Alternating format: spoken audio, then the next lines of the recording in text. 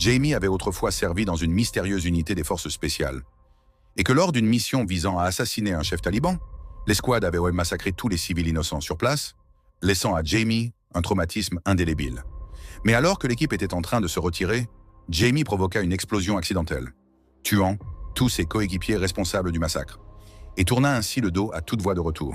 À partir de ce jour, Jamie devint un tueur à gages professionnel, vivant exclusivement de missions d'assassinat très bien rémunérées. Mais cette fois, la mission ne s'est pas déroulée comme prévu. Après l'échec de l'assassinat de Charles, les agents du MI6 se mirent eux aussi à le surveiller. Ils ne pouvaient plus se permettre de perdre de temps. Ce soir-là, Jamie quitta la Hongrie et rentra auprès de sa femme et de son enfant. Mais puisque l'affaire de l'assassinat avait déjà été relayée par les médias, sa femme avait deviné que Jamie n'était autre qu'un tueur à gages motivé par l'argent. Face aux questions de sa femme, Jamie ne chercha plus à cacher la vérité. À ce moment-là, leur relation explosa. Mais Jamie en avait plus de retours possibles. Et surtout, il lui restait ce contrat d'1 milliard à terminer. Le temps lui était compté.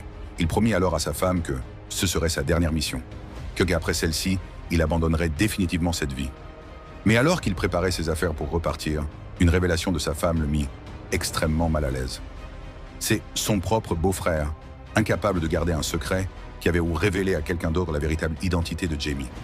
Elle était furieuse, mais incapable de contrôler son frère. Jamie, lui, était convaincu qu'il s'agissait d'un coup monté, tandis que Jamie se rendait au port, louait un hors-bord et choisissait de régler l'affaire autrement.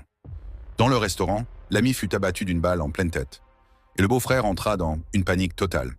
Il comprit que c'était le message de Jamie, un avertissement très clair. Il loua à nouveau un hors-bord et se dirigea lui-même vers l'île où se trouvait sa cible. À l'approche de l'île, Jamie a sorti un couteau, élimina le conducteur du bateau, puis sortit son équipement préalablement préparé.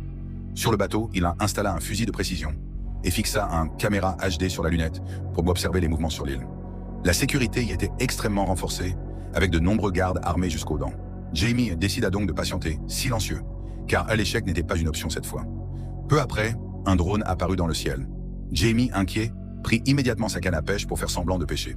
Sur l'île, Charles Shah ne remarqua rien d'inhabituel, et sous la garde de ses gardes du corps, sortit de la maison en maillot de bain et sauta dans la mer. À cet instant, Jamie vit enfin une ouverture. Mais alors qu'il gardait le Charles dans sa ligne de mire, un scooter des mers fonça droit sur lui. Jamie réagit vite. Il pointa son fusil, abattit le garde, rechargea et s'apprêtait à tirer de nouveau. C'est alors que le radar détecta à nouveau le drone, au-dessus de lui. Jamie brouilla immédiatement les ondes et le drone perdit le contrôle, s'écrasant dans l'eau, mais la perte de signal trahit sa position. Les gardes du corps, alertés, plongèrent immédiatement sous l'eau avec Charles pour échapper à ce tireur lointain. Mais Jamie resta extrêmement calme. Il commença un compte à rebours mental. Il attendit que Charles, à bout de souffle, remonte à la